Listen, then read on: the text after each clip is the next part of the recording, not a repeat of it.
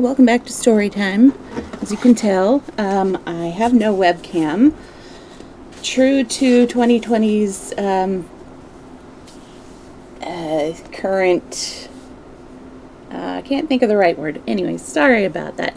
2020 is remaining as it has been, just giving problems left and right. So my webcam decided it did not want to work today. And I have had this problem with the old webcam that I had. So, you know, that's about on par. So for a while, I will be without webcam again. I apologize. It's kind of out of my hand. I'll try to fix it, but I have a feeling this is the way webcams are going to go for me from now on. Or at least for this year. Maybe. Hi, Kickin'. How are you doing? Yeah, we still have our webcam frame up at least. Oop, nope. There we go. So the cats will stay with us. They will just be encircling absolutely nothing. Anyways, yeah, as I was saying before you, sorry, before you arrived, I'll be without webcams for a little while until I get a new one. Who knows when that's going to be, because my local computer store doesn't carry webcams. So I had to go online, and I need to research what is an actually good webcam so that I can be seen again. Oh, you know, it's going. I was supposed to have 4 days off today, or 4 days off this week, and instead I had 1 day off this week. But, you know, we'll see if that continues next week. I'm hopefully going to be returning to well, I don't really have a normal schedule, but hopefully I won't have to postpone or cancel any more story times. Sunday story times, luckily, will continue as they have been, because the store isn't even open on Sundays during this situation. We'll see what comes of it. How are you doing?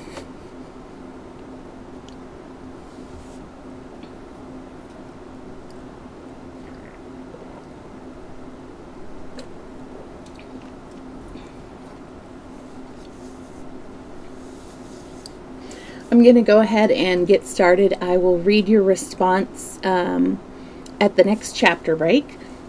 Sorry, just wanted to get everything moving along. Hi, I see we have 3 views. Oh, I need to really quickly shut some pages down so I don't have any problems with streamings like I did on Sunday night? Yeah, it was Sunday night. That's right. There we go.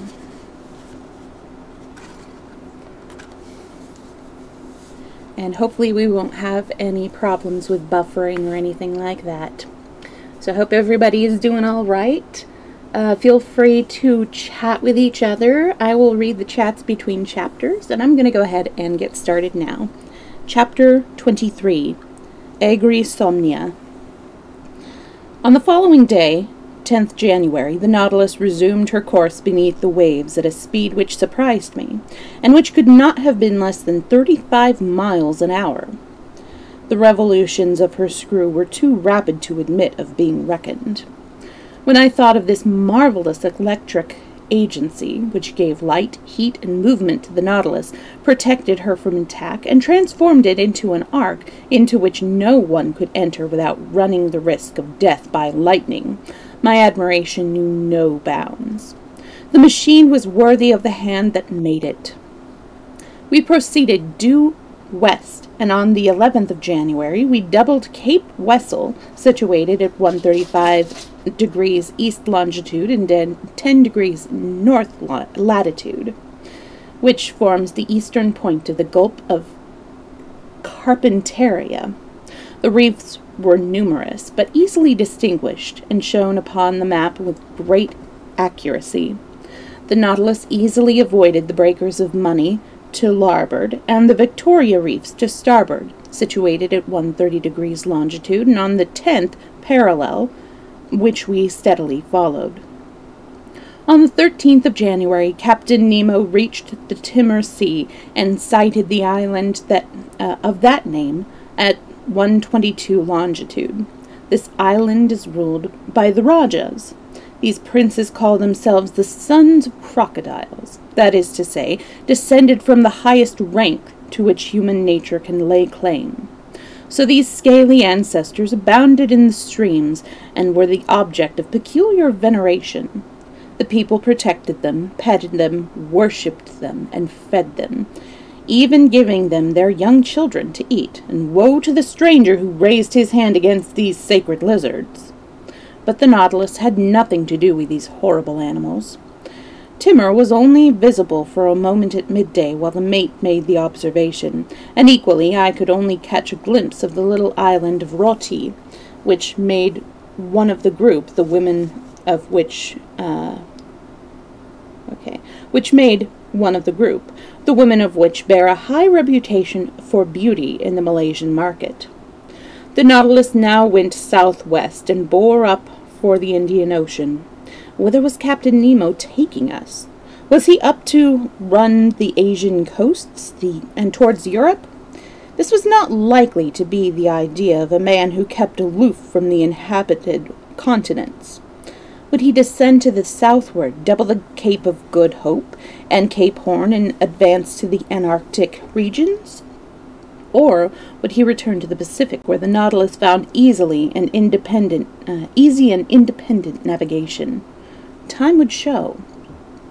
Having skirted the rocks of Cartier, Hibernia, Seringapatam...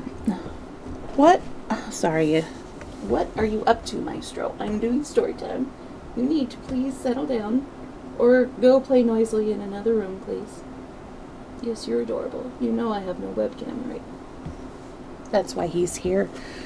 He doesn't like to share me. Oh, hang on a second.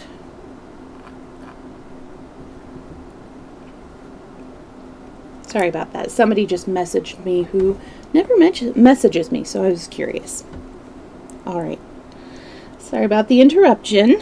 Maestro is being very crazy, but he's settled down now. Having skirted the rocks of Cartier, Hibernia, Seringapatam, and Scott, the last barriers of the land against the water, on the 14th January we were beneath all lands. The speed of the Nautilus was slackened, and she became very capricious in her movements, sometimes sailing beneath and sometimes at the surface of the waters. During this portion of the trip, Captain Nemo made some very interesting observations respecting the temperature of the sea at different depths. Under ordinary circumstances, the results are obtained by means of complicated instruments, and are at least doubtful as regards theometric soundings, as the glasses frequently break under the pressure of the water, or of those appearances based upon the principle of variation of the resistance of metals to the electric currents. The results thus obtained cannot be really depended upon. Captain Nemo, on the contrary, went down to ascertain the temperature in those depths, and his thermometer, put in communication with the various zones of liquid, gave him surely and immediately the looked-for temperature. Thus it was, whether in filling the reservoirs or in descending obliquely by means of the inclined planes, the Nautilus attained successively the depths of 3,000, 4,000, 5,000, 7,000, 9,000, and 10,000 yards. And I don't know why they said that also means meters, because it does not, in all latitudes. I followed his experiments with the greatest interest. Captain Nemo was passionately fond of this work. I often wondered what was the use of all this observation. Was it for the benefit of his fellow creatures? This was not likely, for some day or other his work would perish with him in some unknown sea. It was not likely that he destined them for me, as that would be to admit that my strange voyage would have an end, and this termination I did not yet perceive. However, Captain Nemo made me equally acquainted with himself with various results obtained by him, and which established the agreement of the densities of the water in the principal seas. From this communication I drew a personal lesson which had nothing scientific about it. On the morning of the 15th, the captain with whom I was walking on the platform asked me if I knew the different densities of seawater. I replied in the negative, and I added that exact observations on the subject had not been recorded. "I have made such observations, and I can vouch for their accuracy," said the captain. "Very good," said I, "but the Nautilus is a world in itself, and the secrets of its wise men have not reached terra firma." "You are right, Professor," he replied after a pause. "It is a world apart. It is as great a stranger to the earth as the planets which accompany the globe around the sun, and the earth does not yet know the secrets of the savants in Saturn and Jupiter. However, since chance has thrown us together, I will tell you the result of my observations." "I am all attention, Captain." "You know," said Captain Nemo, "that salt water is more dense than fresh water. But this density is not uniform. For example, if I represent the density of fresh water by 1, I find 1 and 23/100ths as the density of the Atlantic, and 1 and 23/1000ths as the density of the Atlantic, and 1 and 26/1000ths that of the Pacific, 1 and 30/1000ths of the Mediterranean." "Ah," thought I, "he has sailed in the Mediterranean." In the Ionian Sea, 1 and 18/1000ths and 1 and 29/1000ths in the Adriatic. The Nautilus certainly did not avoid the crowded seas of Europe, and I judged from this that it would carry us, perhaps before very long, towards the more civilized lands. I fancied that Ned Land would appreciate this very highly. For a long time the days passed in experiments of all kinds to ascertain the saltiness of the seawater at different temperatures, its electrization, its coloration, its transparency, and under all circumstances Captain Nemo displayed an ingenuity which was only equaled by this great politeness to me. Then, for many days I did not see him, and I remained almost isolated on board. On the 16th January, the Nautilus appeared to sleep at a few meters only breadth beneath the surface. Oh, goodness. The electric apparatus was not at work, and the screw being immovable, she drifted at the will of the currents. I supposed that the machinery was being repaired, such a course being necessary after the late violent working. My companions and I were witness to a curious spectacle that day. The side panels of the saloon were open, and as the lamp of the Nautilus was not alight, a vague obscurity reigned in the water. The stormy and clouded sky could give but little light even to the first beds of the water. I was observing the sea under these conditions, and the largest fish only appeared like indistinct masses when the Nautilus was suddenly in a bright zone of light. I at first believed that the electric light had been set going, and was thus illuminating the surrounding sea, but I was mistaken, and soon perceived my terror. The Nautilus was floating in the midst of a phosphorescent zone, which in the prevailing obscurity became dazzling. This was produced by myriads of luminous animalcules, whose sparkling increased as they glided against the metallic hull of the vessel. I could perceive spots of light in the midst of these luminous sheets, like the lumps of iron in a surface when the metal is at a white heat, and sometimes, on the contrary, certain luminous portions would become dark in the midst of the brilliant mass, from which all shade had apparently been banished. No, this was from which all shade, this was not the calm irradiation. of our usual light. This was a vigor and an unwonted movement in it all. It was a living light. In fact, it was an innumerable collection of Pelagian infusoria and noctiloquous glands, regular globules of diaphanous jelly, provided with a filiform tentacle, and of which animals there are about 25,000 in 30 cubic centimeters of water, and their light was doubly increased by the gleams of the medusae, the asteroids, and other phosphorescent zoophytes impregnated with the oily substance of organic matter decomposed in the sea, or perhaps with the mucus secreted by the fish. For a long time the Nautilus continued to float in these brilliant waves, and our admiration was increased at perceiving great marine animals disporting themselves like salamanders. I saw in that fire which did not burn the elegant and rapid porpoise, indefatigable clown of the sea, and swordfish 3 yards long, whose intelligent prophets of storms, whose formidable weapons now and then struck the glass of the saloon panels. Smaller fish also appeared, which flashed amidst the luminous waters. There was a fascination in this dazzling spectacle. Perhaps some atmospheric condition increased the brilliancy of the phenomenon. Some storm, perhaps, from which the Nautilus, so low down, was secure, and so lay peacefully in the midst of calm waters. Thus we proceeded, incessantly being charmed by some new marvel. Conseil observed and classed the zoophytes, the articulates,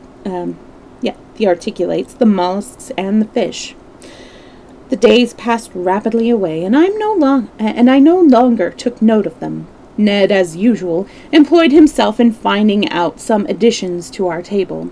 Like snails, we were fastened to our shell, and I can state that it is not difficult to become a perfect snail. Therefore this life appeared to us easy and natural, and we were no longer thinking of a different existence on land, when an event suddenly recalled us to the strangeness of our position. On the 18th January, the Nautilus was in longitude 105 degrees and 15 degrees south latitude. The weather was threatening, the sea rough, and the wind blew strongly from the east. The barometer had for some days predicted an approaching storm. I was on the platform when the mate was taking the usual angles. I was awaiting, as usual, for the customary sentence to be pronounced, for that morning another phase, equally incomprehensible, was uttered. Almost immediately I saw Captain Nemo approach and direct his glass towards the horizon. For some minutes the captain remained motionless, without taking his eyes from the telescope. Then he dropped the glass and exchanged a few words with the mate. He appeared to be the prey of an irrepressible emotion, but Captain Nemo, more master of himself, remained cool and collected. He seemed, moreover, to be making certain objections, to which the mate responded by formal assurances. So at least I fancied, judging from their voices and gestures. I had been carefully looking in the direction indicated without discovering anything. The sea and sky met without any intervening object to break the continuity. Meanwhile, Captain Nemo walked up and down the platform without noticing me, perhaps without being aware of my presence. His step was firm, but less regular than usual. Sometimes he stopped, folded his arms across his chest, and gazed fixedly at the sea. What could he be seeking in that immense expanse? The Nautilus was then some hundreds of miles from the nearest land. The mate had taken up the glass and swept the horizon, going and coming, stamping his feet and contrasting generally with his chief in the nervous agitation of his manner. However, the mystery was about to be cleared up, and before long, for by the captain's order, the screw was set going at a great rate. At this moment, the mate again attracted the captain's attention. Captain Nemo stopped in his walk and leveled his glass in the direction indicated. He gazed for a long time steadily.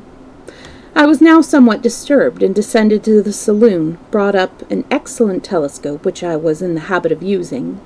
Then, resting the glass upon the cage forward, I disposed myself to observe the sea and sky.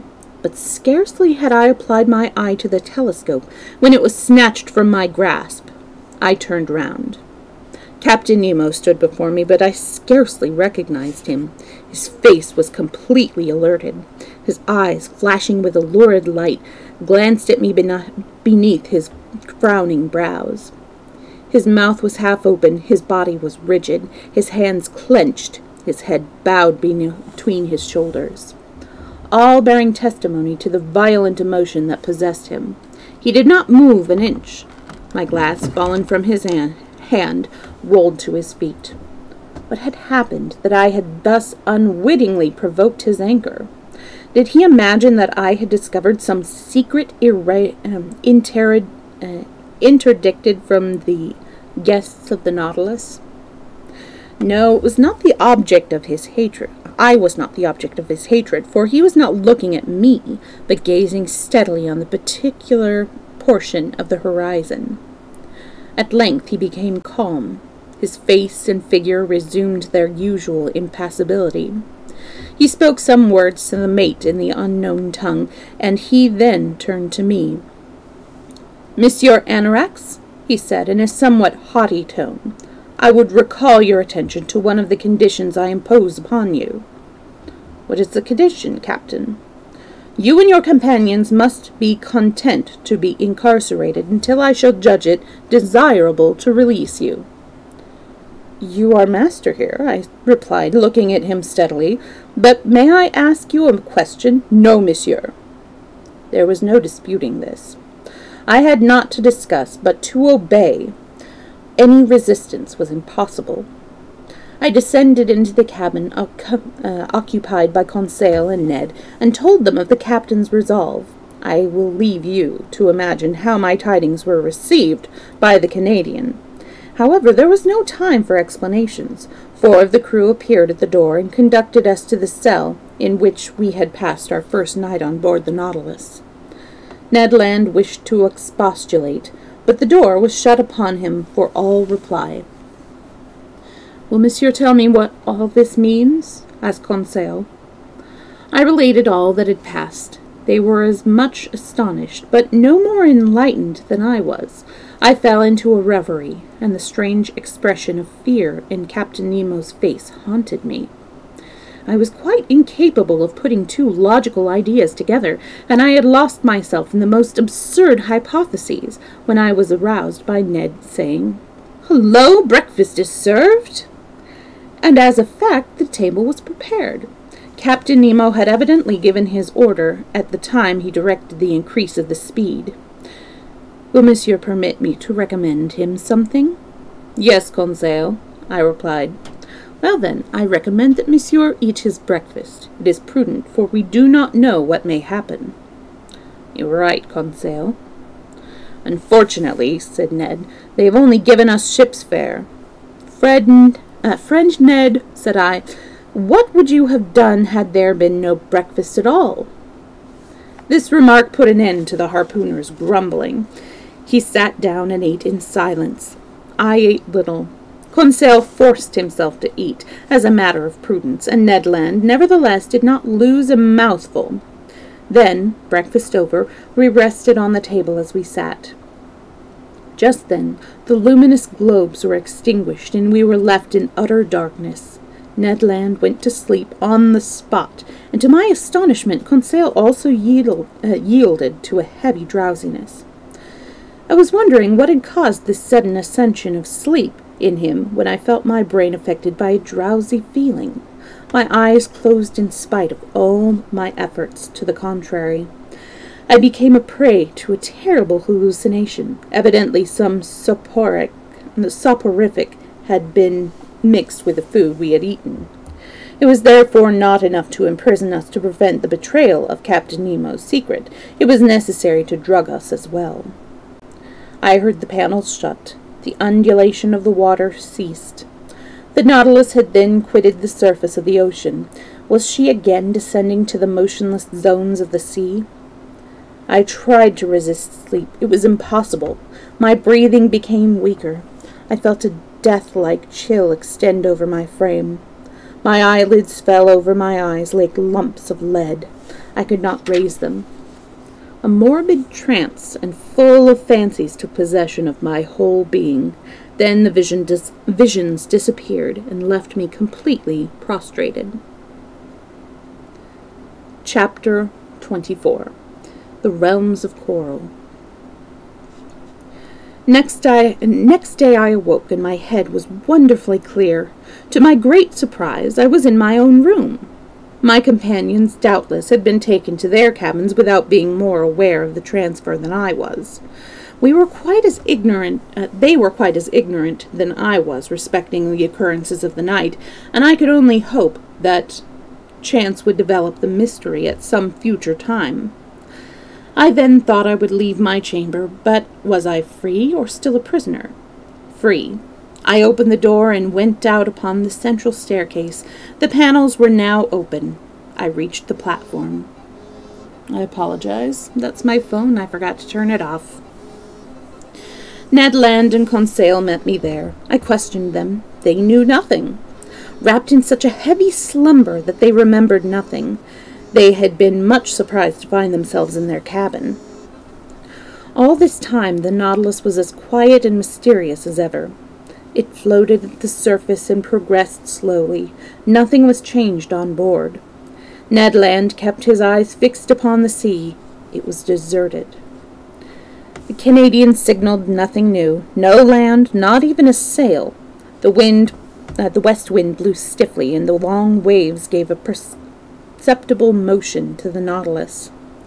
After the air had been renewed, we descended to a depth of 15 meters, so that we might quickly return to the surface. This operation, contrary to custom, was often performed during the day.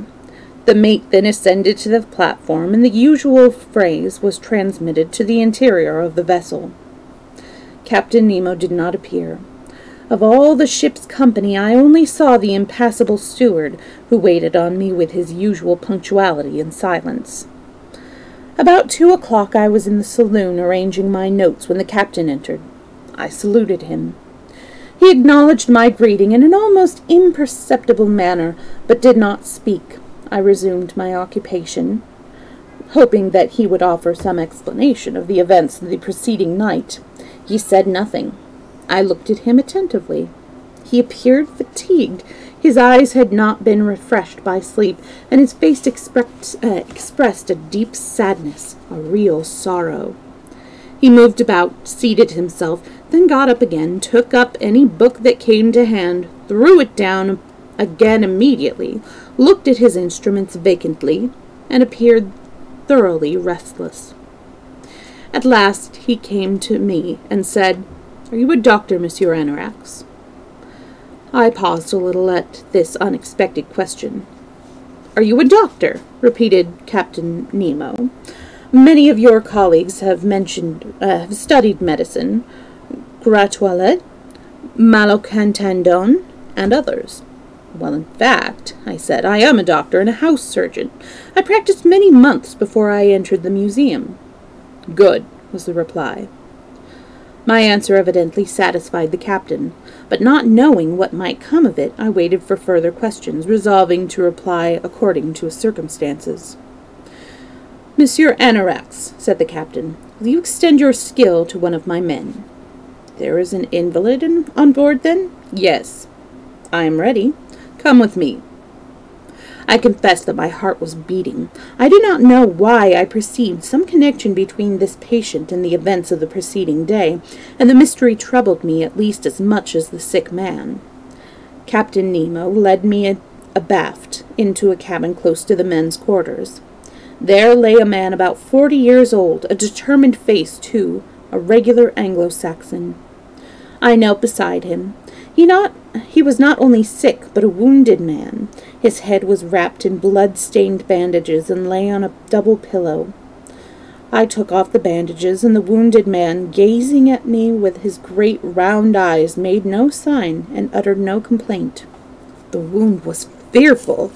The skull, fractured by some blunt instrument, had laid the brain bare, and the cerebral substance had suffered complete attrition. Some clots of blood had formed within the mass, which was like the dregs of wine. There was a contusion and concussion of the brain here.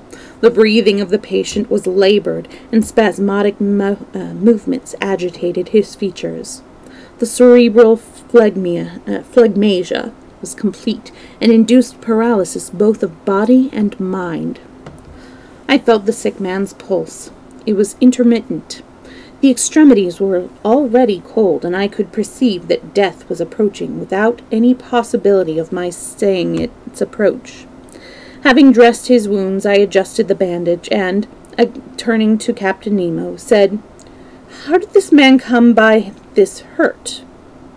"What matters?" he asked evasively. "The Nautilus struck and broke one of the levers of the engine, which struck this man. And what is your opinion?" I hesitated. "You may speak fearlessly. He does not understand French." I looked again steadily at the wounded man. "He will not live 2 hours longer," I said. Can nothing save him?" "Nothing." Captain Nemo clenched his hand, a tear glittering in his eyes, which I did not think were made to weep. For some minutes I kept looking at the dying man as his life ebbed away. His paleness appeared more ghastly beneath the electric light that illuminated his deathbed. I looked at the intellectual head, and the face seemed furrowed by premature wrinkles, which sin, or perhaps trouble, had placed there long ago. I endeavored to learn the secret of this life from the last words that escaped his lip. "You can retire, Monsieur Aronnax," said the captain. I left him in the cabin of the dying man, and regained my own room, very much impressed by the scene I had witnessed.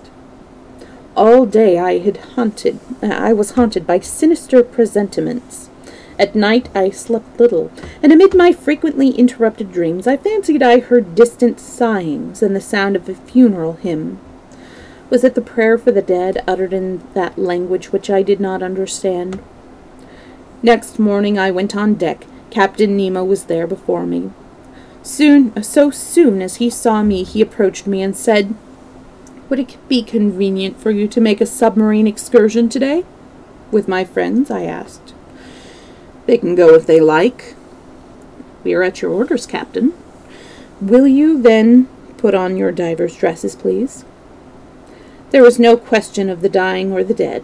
I told Conseil and Ned Land what Captain Nemo had suggested.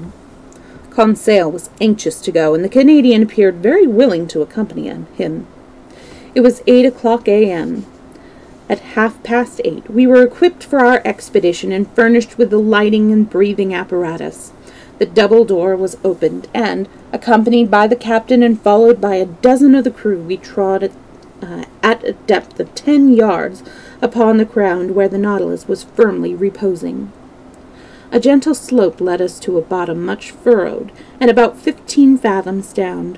This ground was very different from that which we had first met with beneath the Pacific Ocean. Here was no fine sand, no submarine prairies, nor forests. I immediately recognized the wonderful region of which Captain Nemo did the honors. It was the kingdom of coral. In the branch of zoophytes, and in the class of alionaires, we remarked the order of gorgonaires, which included the 3 groups of gorgonians, the insidians, and the corallines. It is to that last name that the coral is attributed, a curious substance which has been classed by turns in the animal, mineral, and vegetable kingdoms. A remedy with the ancients, an ornament in modern days, and it was only 1694 that Peysonnel classed it definitely in the animal kingdom. Coral is a conglomeration of animalcules, united on a natural, brittle, and stony polypary. These polyps have a single generator which produces them by a budding process. they have a separate existence while participating in a common life. It is a kind of natural solecism. I had read the latest works upon this curious zoophyte, which mineralizes itself into growing like a tree, following the very just observations of naturalists, and nothing could be more interesting to me than a visit to one of these petrified forests which nature has planted at the bottom of the sea.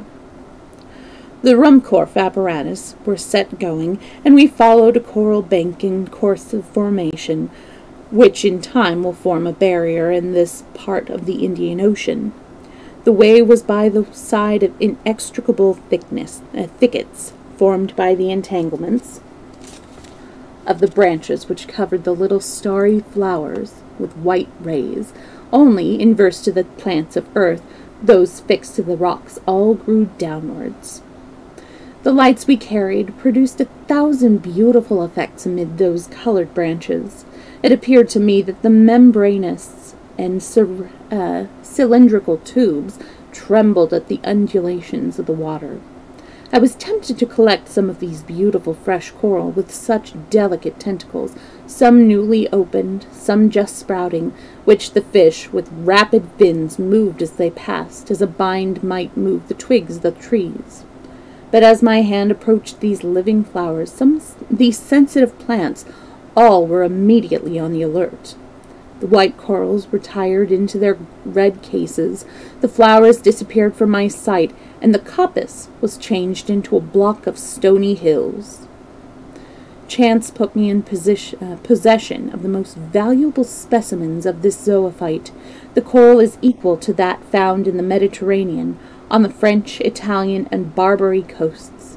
It fully justifies its name of fleur de sang and écume de sang, which trade has bestowed upon the most beautiful kinds.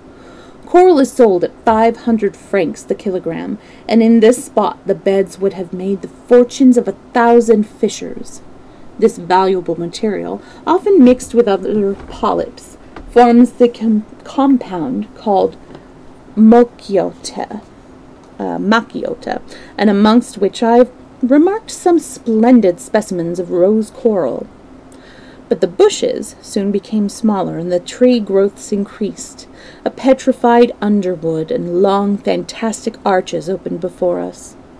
Captain Nemo penetrated beneath a dark gallery, whose gentle descent led us to a depth of 100 yards. The lights at times produced magical effects, and caught the angles and projections of these natural arcades, until they appeared tipped with fire. Amidst the branching corallines I noticed other polyps, no less curious, melites, articulated irises, some tufts of coralline, some red, some green, true algae encrusted in their calcareous salts, which naturalists, after much discussion, have definitely ranged in the vegetable kingdom. But in the words of a deep thinker, perhaps the real point to get at is where the life obscurely rises from the stony sleep, without being yet detached from this rude starting point. Hi, John, how are you doing? Sorry, my response was delayed. After about 2 hours walking, we attained a depth of about 300 yards, that is to say, the extreme limit at which coral begins to grow. But here was no thicket nor modest bush, but an immense forest of coral, enormous petrified trees.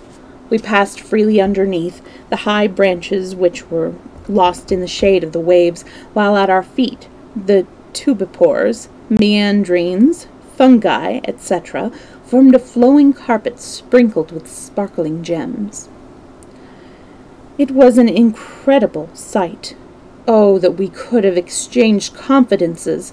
Why were we imprisoned in this headpiece of metal and glass?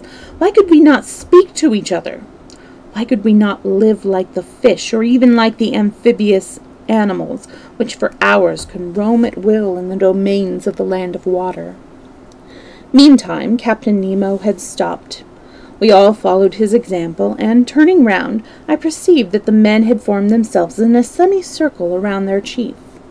And, looking more closely, I perceived that 4 of them carried something on their shoulders. We had arrived at a large open space in the coral forest.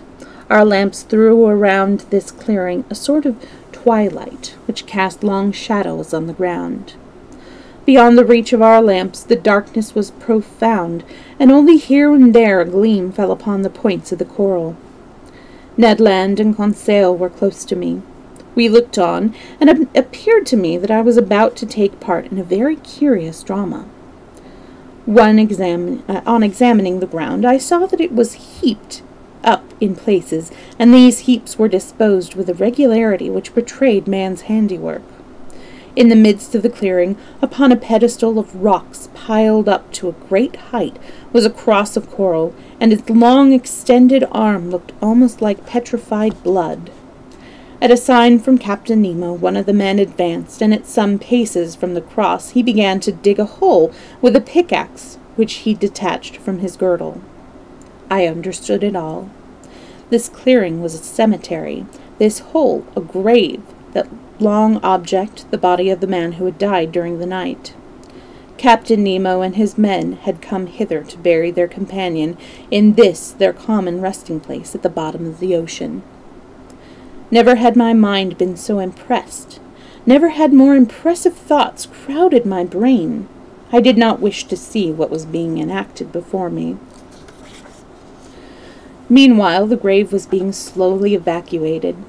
The fish fled hither and thither. I heard the iron ring upon the calcareous ground, and sometimes a spark would break forth as the pick came in contact with some lost piece of silex. The hole extended and widened, and was soon sufficiently large to receive the body. The bearers then approached. The corpse, wrapped in white byssus, was laid in its damp tomb. Captain Nemo, with folded arms, and all the friends of the dead men knelt down. I and my companions knelt also. The grave was then covered with the debris which had been dug out, and which thus formed a slight mound. When this was done, Captain Nemo and his men rose up, and approaching the grave, all bent the knee once more, and waved a last adieu to their dear friend. The funeral procession then returned to the Nautilus, repassing in its way beneath the arcades and the long bush-like formations of the coral.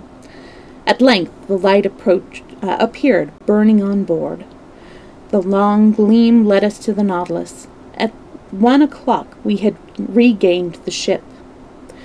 As soon as I had changed my dress, I ascended to the platform, and beset by the crowd of mingled feelings, I sat down near the lighting apparatus. Captain Nemo joined me. I got up and said, "So, as I warned you, the man died during the night?" "Yes, Monsieur Aronnax," he replied. "And he now rests amongst his companions in the cemetery of coral?" "Yes, forgotten by all except by us. We have dug his grave, and the polyps will take care to seal up our dead friend forever." And hiding his face in his hand, the captain tried in vain to conceal a tear. Then he said, "It is our most peaceful burying ground, and some hundreds of feet beneath the surface of the waves.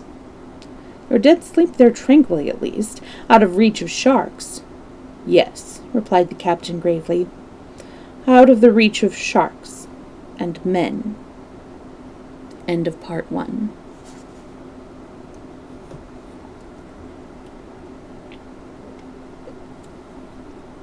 Part 2, Chapter 1, The Indian Ocean. We now commence the second part of the voyage under the sea.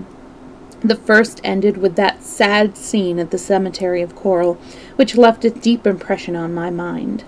Thus, when the bosom of the deep sea and the life of Captain Nemo was entirely past, and he had even prepared his last resting place in the most impenetrable of its abysses. There no ocean monster will ever disturb the last sleep of these companions of the Nautilus, of those friends united in death as in their lives. Nor will any man forever, the captain had added, always the same strange implacable defiance towards mankind. For my part, I was not any more connected by the hypothesis which satisfied Conseil. He persisted in taking the commander of the Nautilus for one of those mistaken savants who return man's indifference by dislike. So to Conseil, the captain was an eccentric genius who, disgusted by the falseness of earthly things, had been obliged to take refuge in the inaccessible seas, where he could exercise his tastes freely. But in my opinion, this idea only explained one of the sides of Captain Nemo's character. In fact, the mystery of the night during which we had been imprisoned and drugged, the precaution so violently taken by Captain Nemo to snatch the telescope from my grasp, the mortal wound inflicted upon the sailor by some unexplained collision of the Nautilus. All of these things led me into a new vein of thought. No, Captain Nemo did not content himself by merely avoiding mankind. His formidable apparatus was not only served his tastes, but for some terrible vengeance. At this time, nothing is clear to me. I can only grope in the dark and only write, so to speak, under the dictation of events. Furthermore, nothing binds us to Captain Nemo. He knows that escape from the Nautilus is impossible. We are not even prisoners on parole. No promise binds us. We are merely captives, prisoners, called guests by courtesy. Ned Land has never given up the idea of recovering his liberty. He will surely take advantage of the very first opportunity that chance may throw his way. I shall do the same. Nevertheless, it will not be without a sense of regret that I shall carry away with me all the mystery of the Nautilus and the captain's kindness has permitted me to penetrate. For, after all, was he a man to be hated or admired? Was he a victim or an executioner? And then, to be frank, I would like, before I quitted the vessel forever, to finish this tour of the submarine world whose opening scenes are so splendid. I should like to see the marvels scattered beneath the seas, to behold what man never yet has seen, even if I pay by my life for this insatiable desire for knowledge. What have I discovered so far? Nothing, or scarcely more than nothing, since we have only traveled 6,000 leagues across the Pacific. Still, I know very well that the Nautilus is approaching some uninhabited land, and that if chance befriend us, it would be cruel to sacrifice my companions to my passion for discovery. I must follow, perhaps lead them. But would the opportunity ever present itself? Then man, forcibly deprived of his liberty, wishes for it. The connoisseur, the savant, fears it. On the 21st January, 1868, at midday, the mate came up to take the sun's altitude. I was on the platform and lighting a cigar. I watched the operation. It seemed evident to me that this man did not understand French, for I often spoke my thoughts aloud, and the very words would have drawn from him some involuntary sign of attention if he had understood the language, but he remained impassible and silent. While he was taking the observation, one of the sailors, the same who had accompanied us in our first excursion on the island of Crespo, came to rub up the lantern glasses. I then examined the fixings of this apparatus, whose power is multiplied by lenticular rings, arranged as in lighthouses, and which keep the light in the horizontal plane. The electric light was so arranged as to yield all its illuminating power.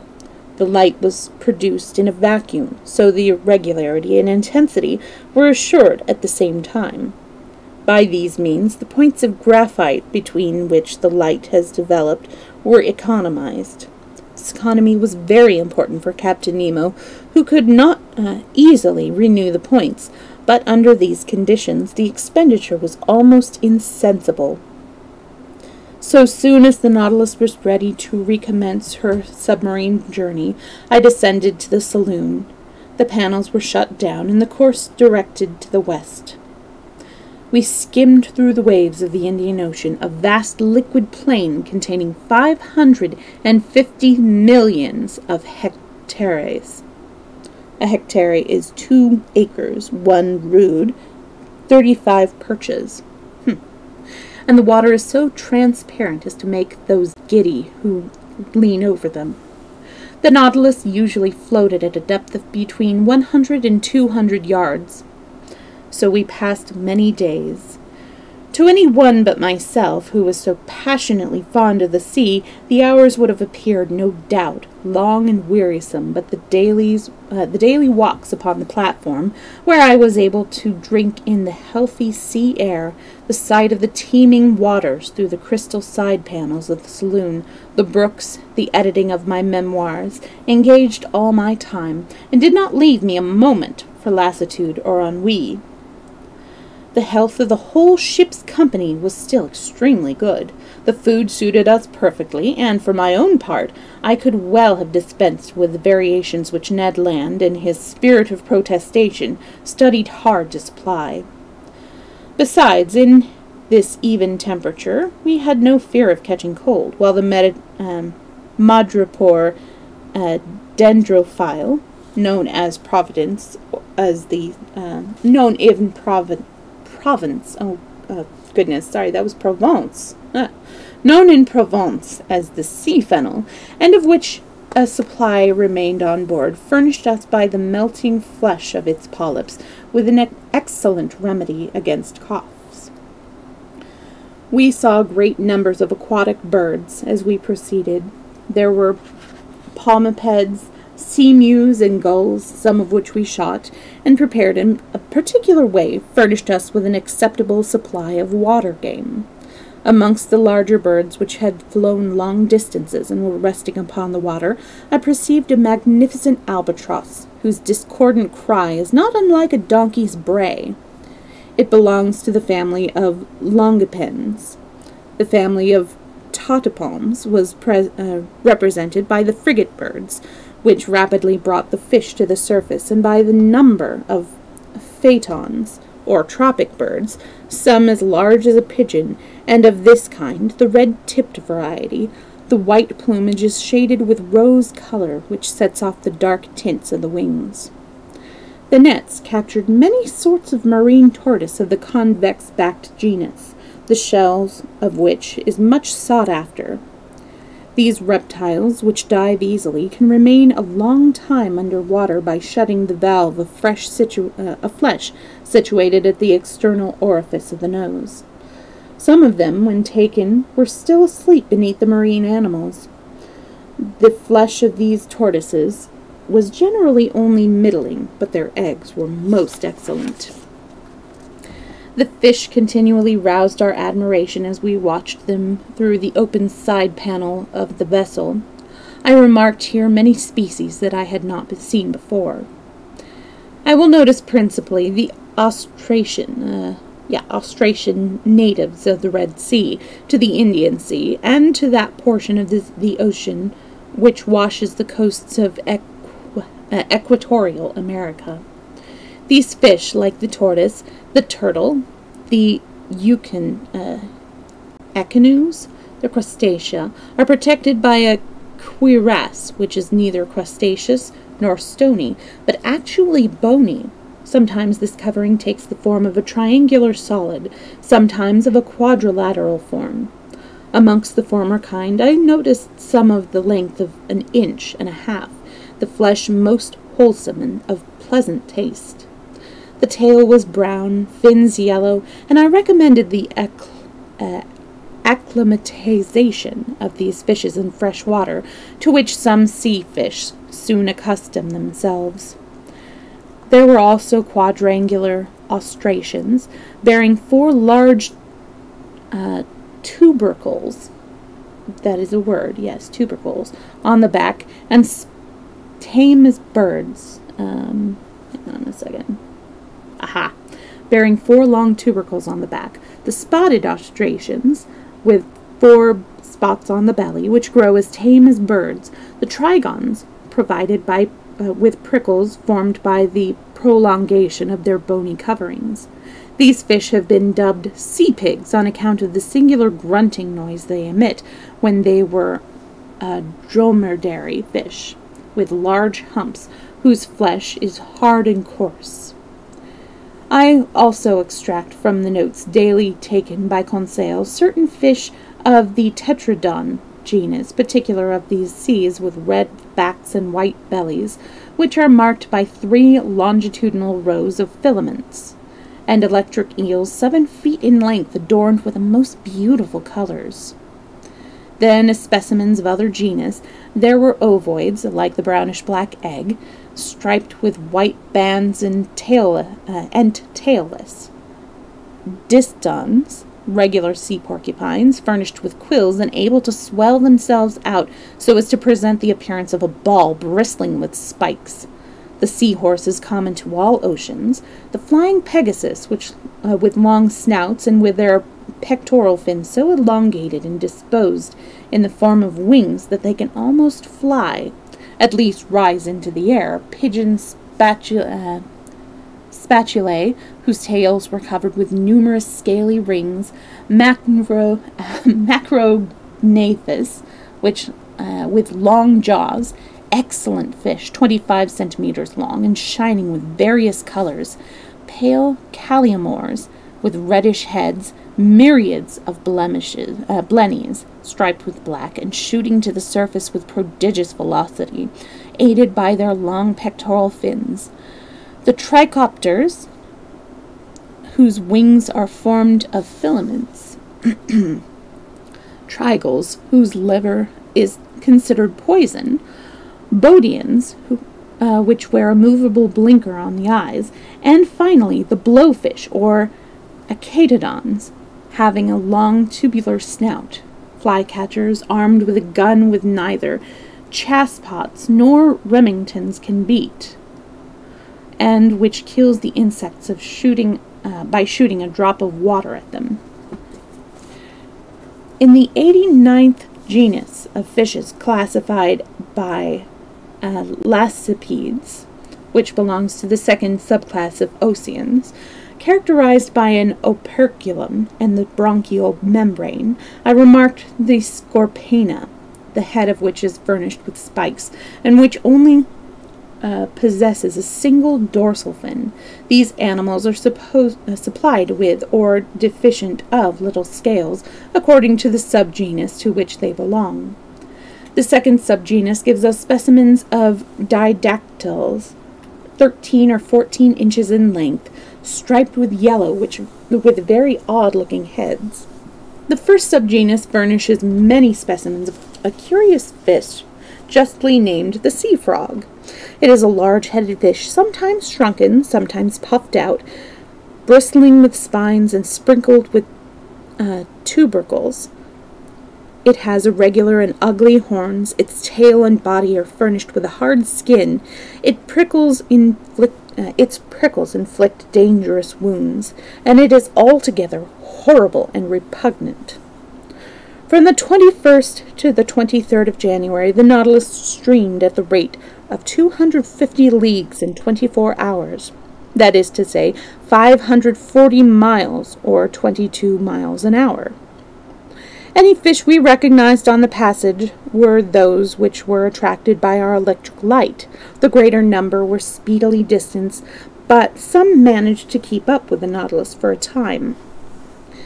On the morning of the 24th, in south latitude 12 degrees 5 minutes, longitude 94 degrees 33 minutes, we sighted the Isle of Keeling, planted with magnificent coconut trees.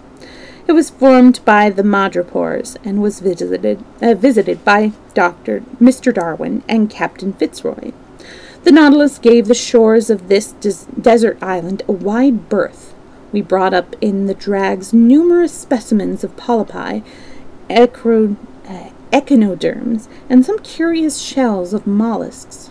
Some beautiful specimens of the delphinale species were added to Captain Nemo's treasure, to which I contributed an Astraea punctifera, a sort of polyp parasite which fixed upon a shell. Keeling Island soon disappeared, and we steered northwest towards the southern point of Hindustan. Some civilized territory, said Ned, would be better than these islands, where there are more savages than goats. In India, sir, there are roads, railways, towns inhabited by English, French, and Hindus. One could not go for 5 miles without meeting a fellow countryman. Is not this the time to stir up Captain Nemo's sense of politeness? No, Ned, I replied in a determined tone. Let us go on as we are. The Nautilus is approaching habitable continents. We are returning towards Europe. Once arrived in our own seas, we shall suppose that Captain Nemo... we will see what prudence suggests as best to be done. Besides, I do not suppose that Captain Nemo would permit us to go ashore to hunt upon the coasts of Malabar or Coromandel, as we did in the forests of New Guinea. Well, but cannot we go without leave? I made no reply, for I did not wish to discuss this point. At heart, I was ready to go through the adventure to the end. I made no reply, for I did not... oh, yes, I had just read that part, sorry. After leaving Keeling Island, our progress was slower and more erratic, leading us at times to great depths. The inclined planes were often used, and which levers within the vessel placed obliquely to the line of flotation. We went in this matter for about 2 miles, but without ever reaching the enormous depths of the Indian Sea, in which sounding lines of 7,000 fathoms have not touched bottom. The temperature of the low zone is already 4 degrees above zero. I observed, however, that in the upper zones the water was always colder in the high levels than in the open sea. On the 25th January, the ocean was absolutely deserted. The Nautilus passed the whole day at the surface, knocking up great waves with its powerful screw. Who would not, under these circumstances, have mistaken her for an enormous cetacean? I passed the greater portion of the day upon the platform, looking at the sea. There was nothing in sight until about 4 p.m. we saw a large steamer running westward on the opposite tack. Her masts were for an instant visible, but she could not perceive the Nautilus, which was so low in the water I fancied that the steamer belonged to the Peninsular and Oriental Company, plying between Ceylon and Sydney, touching at King George's Point and Melbourne. At 5 p.m. before the quickly passing twilight, I like quirky passing twilight. At 5 p.m., before the quickly passing twilight which joins day and night in tropical countries, Conseil and I were astonished by a very curious sight. It was a pretty animal we saw, the appearance of which, according to the ancients, betokened good luck. Aristotle, Pliny, etc., had studied its habits, and exhausted in respect of it all the poetry of the savants of Greece and Italy. They called them Nautilus and Pompilius, but modern science has not endorsed these appellations, and the mollusk is now known as the Argonaut. If anyone had consulted Conseil, he would have told them that the mollusks are divided into 5 classes, with the first class, that of the cephalopod, and are shell-like sometimes tentacular, and include 2 families, the Dibranchiae and the Tetrabranchiae. The former family includes 3 genus, the Argonaut, the Calmer, and the Seiche, while the other has only 1 genus, the Nautilus. If, after its distinction, often anyone confuses the Argonaut, which is a cetabulifer, or air carriers, with the Nautilus, which is a tentacalifer, or carrying tentacles, there can be no excuse for him. Now, this was a shoal of Argonauts which was sailing along. We could beckon them by hundreds. They belonged to the 2 tubercular argonauts, which are peculiar to the Indian seas. These graceful mollusks moved backwards by the means of expelling the water they had aspired. Of their 8 tentacles, 6 long and thin floated in the water, while the others rolled up in a rounded, flattened form or extended to the wind and acted as sails. I could easily see the spiral and undulating shells which Cuvier justly compared to an elegant boat. A boat indeed, for it bears the animal without the animal being fixed to it. The Argonaut is free to quit its shell, I said to Conseil, but it does not do so. Just like Captain Nemo, replied Conseil judiciously. Perhaps it would be better to have called this vessel the Argonaut. For about an hour the Nautilus was surrounded by his shoals of mollusks. Suddenly they took alarm. I know why not. At a signal all the sails were furled, the arms were folded, the bodies contracted. The shells, turning over, changed the center of gravity, and the whole fleet disappeared beneath the waves. It was instantaneous, and no ships in the navy could execute maneuver with the greater smartness. Night now fell, and the waves, scarcely ruffled by the breeze, rolled quietly alongside the Nautilus. The following day we crossed the equator of the 82nd meridian and passed into the northern hemisphere. During the day a formidable tribe of sharks kept us company. Terrible animals they are, and render these seas very dangerous. These are the Philippi species, with brown backs and whitish bellies, having 11 rows of teeth, the eyed sharks, which have a great black patch surrounded by white on their back, which resembles an eye. Sorry, allergies. And the Isabel shark, their round black spots with their round backs spotted with black. These powerful animals often struck the glass panels of the saloon with a violence that was rather alarming. At those times Ned Land got very impatient. He wanted to go up to the surface and harpoon some of the monsters, and some, whose mouths were studded with teeth, disposed like a mollusk. And enormous tiger sharks, 5 yards long at least, provoked him incessantly. But the Nautilus increased her speed and soon left the most rapid of the sharks astern. On the 27th January, opening up the Bay of Bengal, we repeatedly encountered a horrible sight, viz., dead bodies, which were floating at the surface. These were the dead from the Indian towns in the Ganges, and which the vultures, the only scavengers of the country, had not been able to devour. But the sharks had no need of assistance in their horrid banquet. About 7 p.m. the Nautilus, half immerged, was plowing through a sea of milk. As far as one could see, the ocean appeared to be covered with milk. Was this the effect of the lunar rays? No, for the moon was scarcely 2 days old, and it was still below the horizon.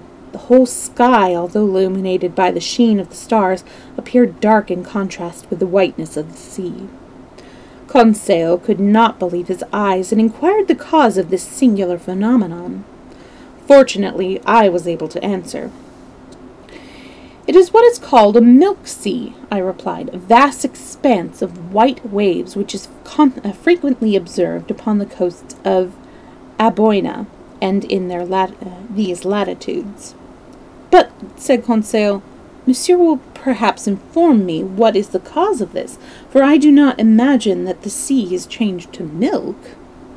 "No, my lad, this whiteness which astonishes you is due to the presence of myriads of infusoria, a kind of luminous worm, gelatinous and colorless, often as thick as a hair, and not more than 7/1000ths of an inch in length. Some of these animals adhere to each other for many leagues." "For many leagues!" exclaimed Conseil. "Yes, and do not seek to ascertain the number of these infusoria. you will never arrive at it, for, if I do not mistake, people have sailed through these milk seas for more than 40 miles. I do not know whether Conseil attended to my advice, but he seemed to be deep in thought, seeking, no doubt, to calculate how many 7/1000ths of an inch were contained in 40 square miles. I continued to observe the phenomenon. For many miles the Nautilus drove through these white waves, but towards midnight the sea resumed its usual appearance. But behind us, as far as we could see, the sky, tinged by the reflection from the waves, seemed to be covered with an indistinct gleam of the aurora borealis. I just realized I forgot to turn off my fan, so I apologize for the weird hum behind the story. I'm quickly going to turn it off.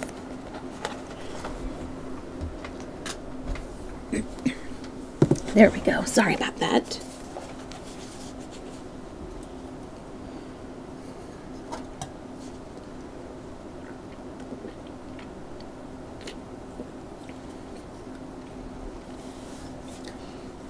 Chapter 2. A Novel Proposition of Captain Nemo.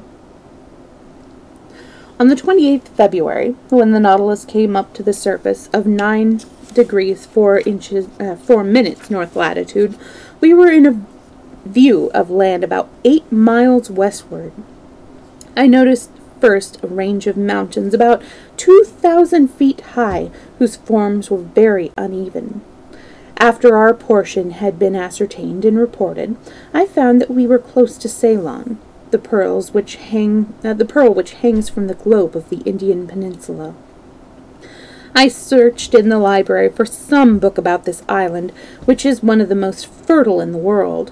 I found a volume entitled Ceylon and the Singales. At this moment, Captain Nemo appeared with the mate.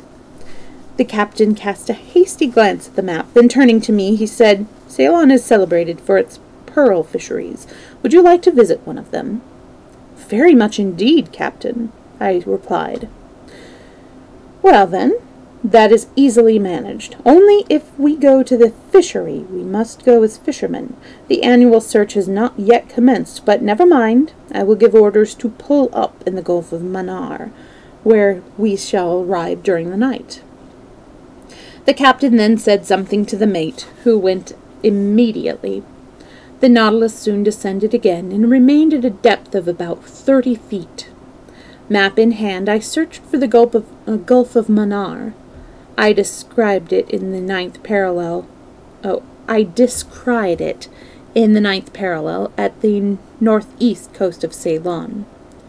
"Professor Aronnax," said Captain Nemo, "pearls are found in the Bay of Bengal, in the Indian Ocean, in Japanese and Chinese Sea, in the South American waters, in the Gulfs of Panama and California, but it is at Ceylon that this fishery obtains the best results.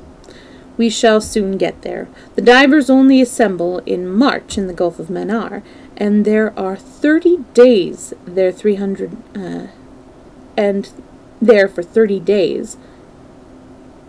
300 boats reap a glorious harvest. Each boat is fitted for 6 rowers and 6 divers. These, in 2 parties, descend alternately to a depth of more than 150 feet by means of a heavy stone which they retain between their feet, and which is fastened to the boat by a rope." "This," said I, "was the primitive method. Is it still used?"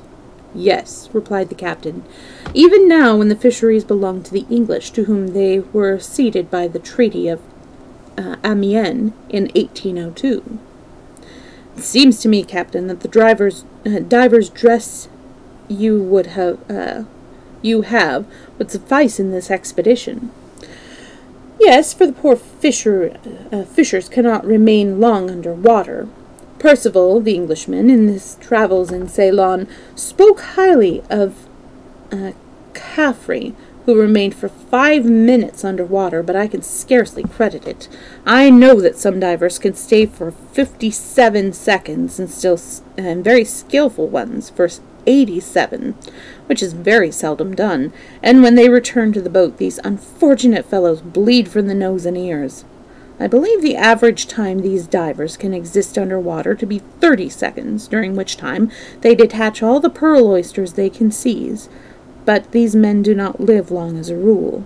They are weakened, ulcers form in their eyes, sores upon their bodies, and they are frequently seized with apoplexy at the bottom of the sea. Yes, I replied, it is an unpleasant vocation, and only to satisfy a caprice. But what number of oysters can a boat capture during the day? From 40,000 to 50,000. It is said that in 1814, the English government, having taken the fishing on its own account, the divers, during 20 days working, brought up 76 million of oysters. Well, at any rate, these fishers are well paid. Not at all. In Panama, they make only $1 a week. More frequently, they receive a halfpenny for every pearl oyster. And how many do they bring up which contain no pearl?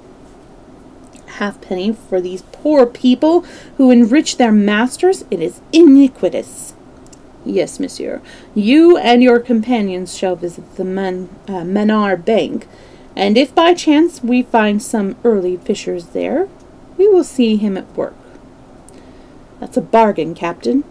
By the by, Monsieur Anorax, you are afraid of sharks? Sharks! I exclaimed. This appeared to a somewhat difficult question, to me at least. Well, asked the captain. I must confess, I said, that I am not very familiar with that genus. Well, we people here are accustomed to them, and so will you be in time. Besides, we are armed, and as we go along, we may perhaps have a shark hunt. It is a very interesting occupation. So tomorrow, monsieur, and very early. And saying this in an airy manner, Captain Nemo quitted the saloon. If you were invited to a bear hunt on the Swiss mountains, what would you say? Well, tomorrow we will go bear hunting. If asked to hunt lions on the plains of the Atlas, and the tiger in an Indian jungle, you would reply, all right, it seems we are going to hunt the lion or the tiger, as the case may be. But if you were asked to hunt the shark in its native element, you would perhaps request a little time to consider before accepting the polite invitation. I passed my hand over my forehead as I mused, and found it covered with a cold perspiration. Let us think over this, I said to myself, and take our time. To hunt otters, as we did, in the forest of the Isle of Crespo is one thing, but to go down to the bottom of the sea, where one is nearly certain to encounter sharks, is another. I know very well that in some places, the Andaman Islands, for instance, the natives there do not hesitate to attack the sharks, a dagger in their hand, a lasso in the others, but I also am aware that many of the venturesome individuals never return. Besides, I am no native of that country, and even if I were, I do not think a little hesitation would be at all out of place under the circumstances. And so I dreamt of sharks, and of their vast jaws armed with rows of teeth capable of snapping a man in half. I already began to experience a curiously unpleasant sensation about the waist, but I could not understand the easy way in which the captain had given his deplorable invitation. He had said it in much the same way as one would ask if you wanted to go fox hunting. However, I thought, Conseil will not want to go, and that will give me an excuse to let the captain go without me. As for Ned Land, I was obliged to confess that I was not so sure of his sagacity. Any peril, however great, was always an attraction for this bellicose nature. So I returned to my book on Ceylon, but between the lines I could perceive the formidable jaws opening still. At this moment Conseil and Ned returned with quite a cheerful air. They little knew what was in store for them. Faith, monsieur, your Captain Nemo, may the devil take him, has made us a very nice offer. Ah, I exclaimed, you know, if monsieur has no objection. replied Conseil. "The captain has asked us to accompany Monsieur to a magnificent pearl fishery on Ceylon. He made the suggestion like a gentleman." "He said nothing more than that?" "Nothing," replied Ned, "except that he had spoken to you on the subject." "So, in fact, he gave you no details?" "None. You will accompany us, won't you?" "I?" "Certainly. I perceive you like the idea, Master Land." "Yes, it is curious, very curious." "A little dangerous, perhaps," I insinuated. "Dangerous!" exclaimed Ned. "A little excursion on an oyster bank dangerous?" It was evident that Captain Nemo had decided that it would be useless to awaken the idea of sharks in the minds of my companion. I already looked upon them with a pitying glance, as if they had lost a limb. Ought I to warn them? Yes, doubtless, but I did not quite know how to set about it. "Monsieur," said Conseil, "will Monsieur tell us how they set about this oyster fishing?" "The fishing itself, or the incidents connected with it?" "About the fishing," said the Canadian. "Before getting to the ground, we ought to know something of it." "Well, then, if you will sit down, I will tell you all I have read upon the subject." Ned and Conseil took their seats, and suddenly the Canadian asked, "What is a pearl?" "My brave Ned," I replied, "to a poet a pearl is a tear of the sea. To the Orientals it is a solidified dewdrop. To ladies it is a jewel of oblong shape, of a material like mother of pearl, which they wear on the finger, the neck, or ears. Or, for the chemist, it is the mixture of the phosphate and the carbonate of lime with a little gelatin, and finally, for naturalists, it is merely a morbid secretion of the organ which produces the mother of pearl in some bivalves. Branch of Mollusca, class Acephalia, order Testacea, said Conseil. Precisely, Professor Conseil. Now, amongst these Testacea, the sea-ear iris, the turbote, the tridene, and all those which secrete the mother of pearl, that is to say, that bluish-violet or white substance which lines the interior of their shells, are not unlikely to produce pearls. "And mussels also?" asked the Canadian. "Yes, mussels in certain districts of the coast of Scotland, Wales, Ireland, Saxony, Bohemia, and France." "Ah, in future I will pay them a little attention," replied Ned. But I said the mollusk that really forms the pearl is the pearl oyster, the Meleagrina, Margaritifera printedinus. The pearl is only a nacreous concretion, which is disposed in a globular shape. It adheres to the oyster shell, or encrusts itself in the body of the animal. Upon the shells the pearl adheres. In the flesh it is loose, but in any case it possesses a little hard nucleus, which may be a barren egg, a grain of sand around which the nacreous matter can be disposed during many years by delicate and concentric layers. "Are many pearls found in one oyster?" asked Conseil. "Yes, there are certain pintadines, which forms a regular casket of pearls. I have heard of an oyster, though I rather doubt the story, which contained no less than 150 sharks." 150 sharks!" exclaimed Ned. "Did I say sharks?" I cried quickly. "I meant pearls. Sharks would be absurd." "Of course," said Conseil, "but Monsieur has not yet told us how the pearls are obtained." "In many ways, frequently when the pearls adhere to the shells, the divers tear them with pincers. But more commonly, the pintadines are extended on the esparto fibers, which are laid on the banks. They then die in the open air, and at the end of 10 days they are in a satisfactory state of putrefaction. They are then thrown into a large reservoir of salt water, and are then opened and washed. At this period the real labor of the sorters begins. First they separate the layers of mother of pearl, known in commerce as Franche argenté, bastard whites and bastard blacks, which are sent off in cases of 200 or 300 pounds each, and parenchyma of the oysters is then raised, boiled, and sifted for the pearls. I suppose pearls vary in price according to size? Asked Conseil. Not only according to size, but according to shape and the water or color, and their orient, that is, the shot-colored hue, which is so beautiful. The most beautiful are called virgin pearls, or paragons. They form only in the tissue of the mollusk. They are white, often opaque, but sometimes of an opaline clearness, and more usually oval or rounded. The spherical pearls are made into bracelets, the ovals into pendants, and being the most valuable, they are sold singly.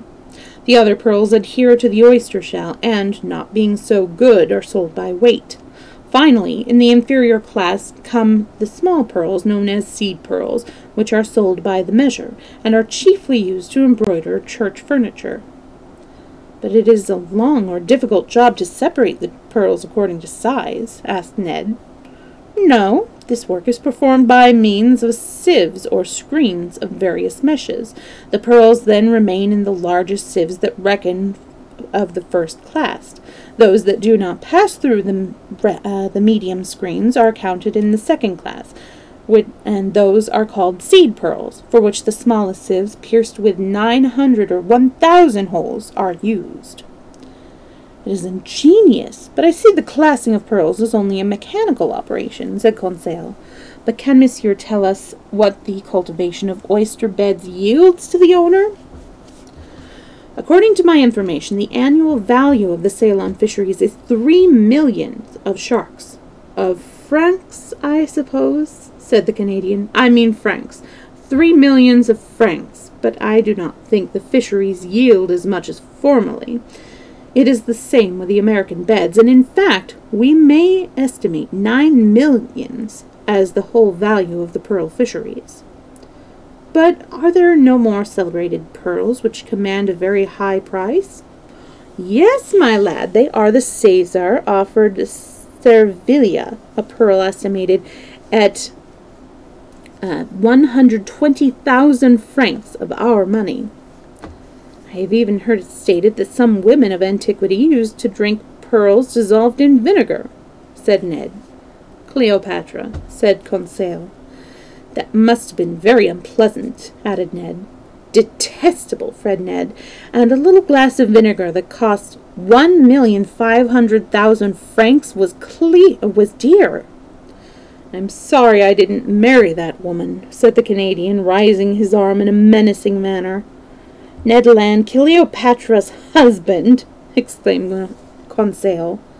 But I ought to marry Conseil, and it is not my fault that the business has not come off.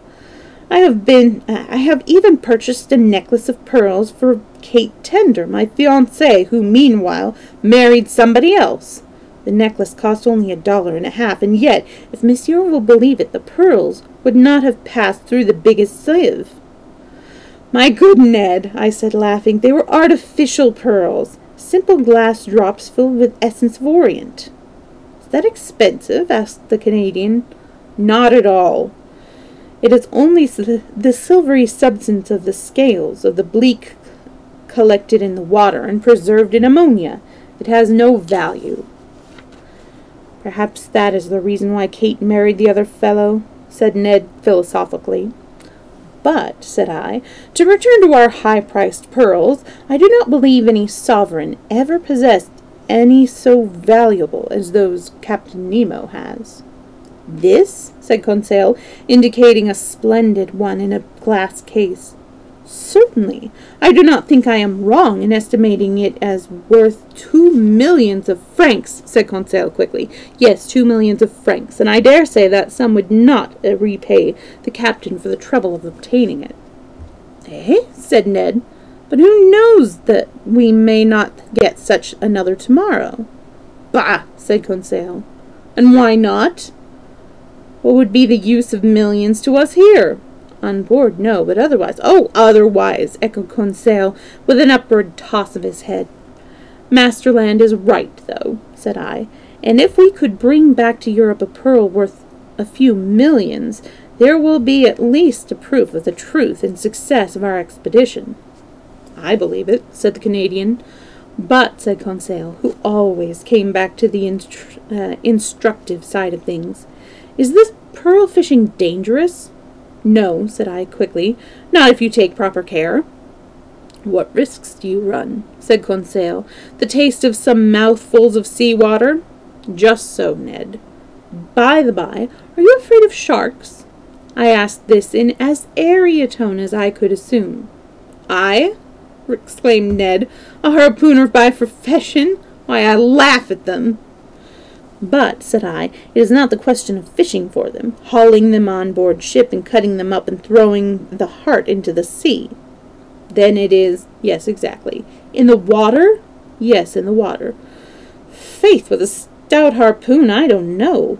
You understand what these sharks are very ill-made beasts. They must turn on their backs to snap you up, and meantime, Ned's way of pronouncing snap you up made my blood run cold. Very well, and Conseil, what do you think of the sharks? I will be frank with monsieur, he said. So much the better, I thought. If monsieur will encounter the shark, his faithful servant will also encounter them by his side.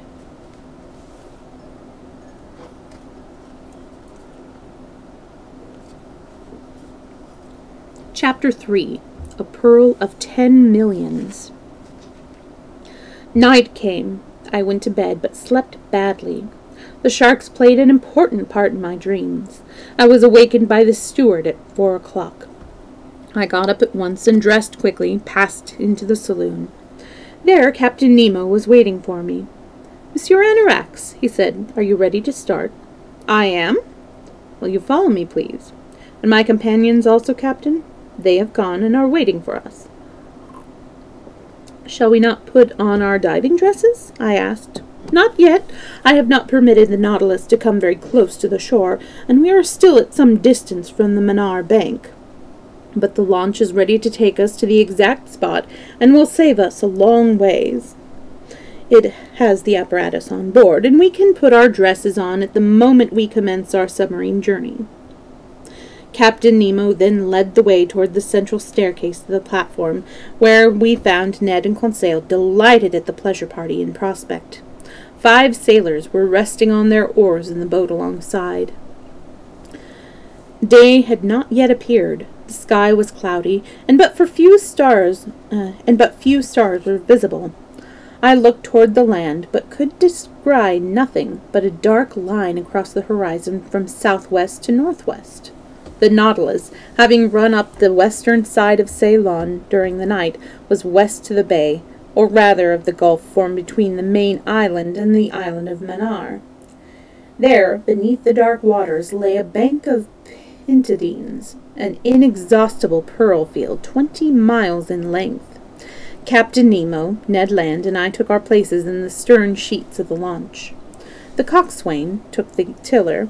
The sailors were ready, the painter was cast off, and we started. The course was to the south. The rowers did not hurry. I noticed that while they pulled strongly, they rested for about 10 seconds between each stroke, like man-o'-war's men. As the boat proceeded, the bubbles broke crisply upon the dark waves like drops of molten lead. A slight swell rolled in from the offing, gave some motion to the boat, and broke beneath the bows of the curling waves. We were all silent. What was Captain Nemo thinking about? Perhaps of the land we were approaching, and which was too near for him, as it was still too far for the Canadian. As for Conseil, he was with us merely as a spectator. About 5:30, the first tints in the horizon showed the coastline more clearly. It appeared to be somewhat flat on the east side, but became more undulating towards the south. We were still 5 miles away, and the coast was not very distinctly seen, owing to the mist. Between us and the shore nothing was to be seen, not a diver nor his boat. A death-like silence reigned in his trysting place of pearl fishers. So, as Captain Nemo had said, we had arrived a month too soon. At 6 o'clock the day broke with that suddenness peculiar to tropical climes. The sun's rays piercing the banks of clouds on the eastern horizon, and the orb ascended rapidly into the heavens. I could now see the land distinctly, with the trees scattered here and there upon it. The launch approached the island of Manar, which trended to the south. Captain Nemo rose from his seat and gazed over the sea. At a sign from him, the anchor was let go, and the chain ran out, but not far, for the depth was not much more than a yard. And just here was the highest portion of the pearl oyster beds. The launch immediately swung to the ebb side. "Well, here we are, Monsieur Anorax," said the captain. "You see this bay is well enclosed. Here, in a month's time, will assemble numerous fishing boats, and in these waters the divers will go boldly to work. This bay is wonderfully formed for this kind of fishing. It is protected from the strongest winds, and the sea is never very high, which is a favorable circumstance for the divers. We will now put on our dresses and commence our excursion." I made no reply, and all the time gazing at the suspected sea of sharks, I was assisted into my dress by one of the sailors. Captain Nemo and my companions were also inducted into their habiliments. None of the sailors of the Nautilus were to go with us. We were soon clothed up to the neck in the India rubber garments, and the air apparatus was fastened to our shoulders by braces. There was no necessity to use the Ruhmkorff lighting apparatus. Before putting on my helmet, I spoke to the captain about it. "They would be useless," he said, "as we should not go to any great depth, and the sunlight will suffice for us. Besides, it would not be very prudent to carry an electric lamp under these waters. The light might attract some dangerous inhabitants inopportunely." As Captain Nemo spoke, I turned towards Ned and Conseil. They had already put on their helmets, and could neither hear nor reply. One last question I must address to the captain. "Our arms," I said. "What about our guns?" "Guns for what?" he said. "Do not mountaineers attack bears with daggers? And is not the steel more certain than lead? Here is a true bit of steel for you. Stick it in your waist belt and let go." I again looked at my friends. They were also furnished with like ourselves, and besides the dagger, Ned Land brandished an enormous harpoon, which he had placed in the boat before we left the Nautilus. Then, following the captain's example, I put on my headpiece, and the air reservoirs immediately began to act. An instant after, the sailors let us gently down into the water, and at about 10 yards from the surface we touched a fine sand. Captain Nemo signed to us. We followed him and descended a gentle slope and disappeared under the waves. Once beneath the water, the fearsome ideas I had hitherto indulged disappeared, and I was quite calm. The ease with which I was able to move gave me confidence, and the unusual sights around me cultivated my imagination. The sun already gave us sufficient light. The smallest objects were perceptible. After walking for 10 minutes, we were about 6 yards beneath the surface, and the sand came more level. Shoals of fish as we advanced, rose up before us like snipe in a bog. These fish were of a Monoptera genus, having no other fin than the tail. I recognized the Javanese, a true serpent about 3 feet long, which might easily be mistaken for the conger, without the line of gold on its sides. Amongst the stromatas, whose bodies were very compressed and oval-shaped, I observed Paris, of brilliant colors with scythe-like dorsal fins, an edible fish, and which, when dried and salted, makes an excellent food, called carawade. There were truncabars that belonged to the aposporoids, the bodies of which are covered with a scaly protection. Meantime, the light increased as the sun rose higher in the heavens. The nature of the ground changed by degrees. A regular causeway succeeded to the fine film sand, and the stones were clothed with a carpet of mollusks and zoophytes. Amid the specimens of these two branches I remarked the placines, the thin and unequaled shells, a sort of ostracea peculiar to the Red Seas and the Indian Ocean, some orange lucinae with orbicular shells, and many other interesting varieties, panopines, oculines, etc. In the midst of these living plants and beneath the hydrophytes lay legions of articulates, chiefly the Raniae dentale, the carapace of which makes a slightly rounded triangle. A hideous animal, of which, and one I have encountered many times, was the enormous crab observed by Mr. Darwin, on which nature has bestowed the instinct and strength necessary to live upon coconuts. It ascends the trees on the beach, knocks off the nuts, which are cracked by the half, and it then prizes them open with its powerful claws. Here beneath these transparent waves, this animal moves with incredible velocity. Towards 7 o'clock we reached the oyster beds on which the pearl oysters reproduce themselves by millions. These valuable mollusks adhere to the rocks and are there strongly attached by the biceps which will not allow them to move.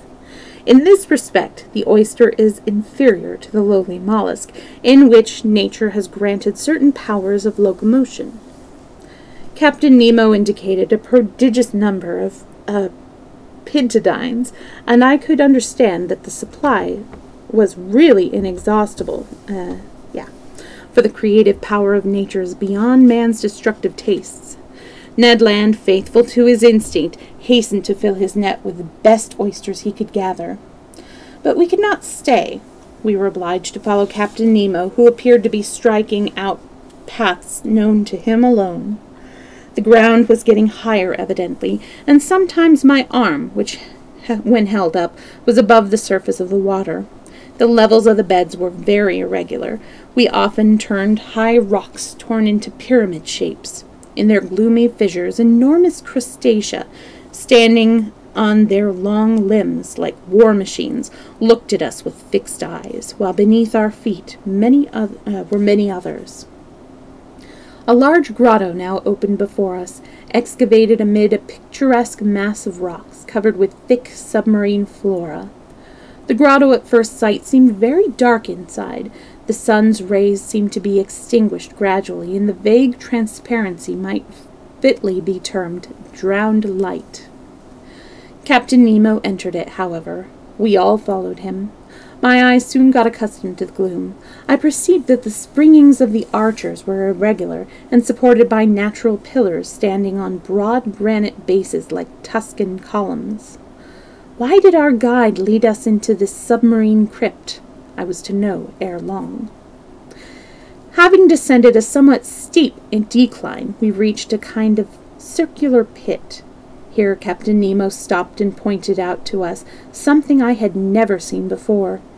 It was an oyster of most extraordinary size, a gigantic tridacne, a shell which would have held a lake of holy water, a vase whose breadth was more than 2.5 yards, and therefore larger than that which was in the saloon of the Nautilus. I approached the enormous mollusk. It was fixed to a granite slab, and there it grew by itself beneath the calm waters of the grotto. I estimated its weight at 600 pounds.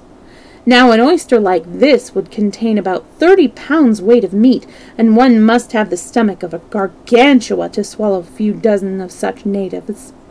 The captain was aware of the existence of this bivalve.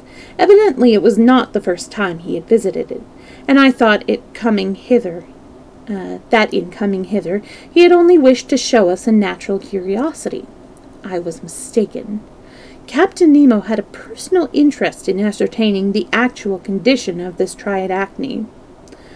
The shells were open. The captain thrust his dagger between them so as to prevent them shutting again. He then raised the membranous tissue with its fringed edges, which formed the covering of the oyster. There, between the plates, I saw a loose pearl of the size of a small coconut. Its globular form, its perfect transparency, the splendid water, stamped it as a jewel of inestimable price. Actuated by an impulse of curiosity, I extended my hand to seize it and weigh it, but the captain stopped me, shook his head, and, withdrawing his dagger, permitted the shells to close suddenly. I then understood his motives. By leaving this pearl hidden within the tridacne, he allowed it to grow insensibly. With each year of existence, the mollusk added new concentric rings. The captain alone was acquainted with its grotto, in which this admirable fruit of nature was ripening. He alone could reap it, so to speak, for his famous museum. Perhaps, after the fashion of the Chinese and Indians, he had brought the pearl into existence by introducing into the folds of the mollusk a piece of glass or iron, which became covered by the nacreous substance by degrees. In any case, comparing this pearl to those which I already knew, and to those which glittered amid the captain's collection, I should say its value was 10 millions of francs at least, or 400,000 pounds. It was a magnificent natural curiosity, and not a jewel, for there are no lady's ears capable of sustaining such a weight. Our visit to this aristocrat tridacne was over. Captain Nemo left the grotto, and we remounted to the oyster beds into those clear waters not yet disturbed by divers. We walked singly, in an easy sort of way, stopping or advancing as suited our respective fancies.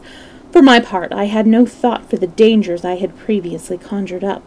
We were advancing sensibly towards the surface, and my head soon rose high above it as I stood in less than 4 feet of water. Conseil drew near me, and, putting his helmeted head close to mine, made eyes at me in the most friendly manner. But this high ground did not extend for any great distance, and we soon were below the surface of our element. I believe I am entitled to say so now. 10 minutes after, Captain Nemo stopped suddenly. I fancied he had only halted in order to retrace his steps. No. By a gesture he directed us to crouch near him at the bottom of a large fissure. He pointed towards a particular spot. I looked steadily at it. About 6 yards off, a shadow disappeared. About 6 yards off, a shadow appeared and fell on the ground. A nervous idea of sharks crossed my mind, but I was wrong, and this time we had not to encounter these ocean monsters. It was a man, a living man, an Indian, a poor devil of a diver, no doubt, who came to glean before the corn was cut. I could perceive his canoe anchored some feet above his head. He dived and ascended again. A stone which he held between his feet, a cord that secured him to the boat, was sufficient to cause him to descend rapidly. This was his whole apparatus. As he reached the bottom, he fell upon his knees and filled his net with pintadines collected indiscriminately. He then ascended, emptied the net, replaced the stone, and recommenced his operation, which never exceeded 30 seconds' duration. The diver did not perceive us. The shadow of the rock hid us, and besides, how could this poor Indian suppose that beings like himself would be here under water watching his movements, not losing a detail? Many times he ascended and dived again. He did not bring up more than 10 oysters at a time, for he was obliged to tear some away by main force. And how many of these oysters had no pearls, for which he was risking his life? I was watching him with fixed attention. His movements were regular, and during half an hour no danger threatened him. I was getting accustomed in watching this interesting fishing, when suddenly, as the Indian was kneeling on the ground, I saw him make a gesture of terror, rise up and spring for his boat. I understood the position. A gigantic shadow appeared above the terrified diver. It was a shark of the largest size which was swimming diagonally, eyes flaming and with extended jaws. I was petrified with horror. The voracious fish, by a vigorous stroke of his fin, darted towards the Indian, who threw himself aside and avoided the open jaws of the shark, but not the stroke of his tail, for he received a blow in the chest which stretched him on the ground. This was the work of a few seconds. The shark came again to the attack, and, turning on his back, seemed about to cut the Indian in two, when Captain Nemo jumped up, poniard in hand, and rushed straight at the monster, ready for a hand-to-hand encounter. The shark perceived this new adversary just as he was about to snap up the unfortunate diver, and, turning on his belly, he went for the captain. I can still see Captain Nemo as he stood. With enormous self-possession, he coolly waited the attack of this enormous shark, and, when it rushed at him, the captain, jumping aside with surprising dexterity, avoided the contact and plunged his dagger into the belly of the animal. But all was not over. A terrible fight ensued. The shark seemed to roar, as it were. The blood poured in torrents from the wound.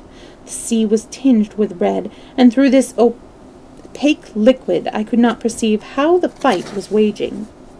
I saw nothing more until the moment when, as the ensanguined waves cleared away, I perceived the undaunted captain holding one of the shark's fins and dealing him blow after blow, but unable to deal a mortal one at the heart.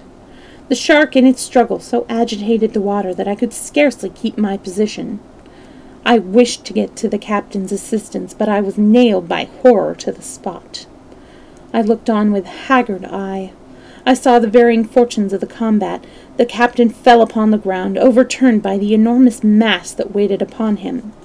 Then the shark's jaw opened like enormous sheaths, and would have made an end of the captain had not Ned Land, quick as thought, precipitated himself, harpoon in hand, upon the shark and driven the terrible weapon into his side. The waves were immediately a mass of blood and rolled in large billows as the shark beat him in his struggles. Ned Land had struck home. It was the monster's last gasp. Pierced to the heart, he beat out his life in spasmodic writhings, the shock of which upset Conseil. Meantime, Ned Land had gone to the captain's assistance, and he, again on his feet, hastened to the Indian, cut the cord which fastened the stone, and, taking him in his arms, by a vigorous stroke, ascended to the surface. We all followed, and in a few minutes, most miraculously preserved from life, we reached the diver's boat. Captain Nemo's first care was to restore this unfortunate man to life. I was afraid he would not succeed. I hoped he would, for the poor man's immersion had not lasted long, but the blow from the shark's tail might have been fatal. Happily, by vigorous rubbing, I perceived the diver's regaining consciousness. He opened his eyes, and great was his astonishment to perceive 4 great copper-helmeted heads leaning over him. And still greater must have been his surprise when Captain Nemo, taking a string of pearls from his dress, placed them in his hand. This munificent present from the man of the seas to the poor Cingalese was accepted with trembling hands. His startled eyes showed that he did not know to what superhuman beings he owed at once his fortune and his life.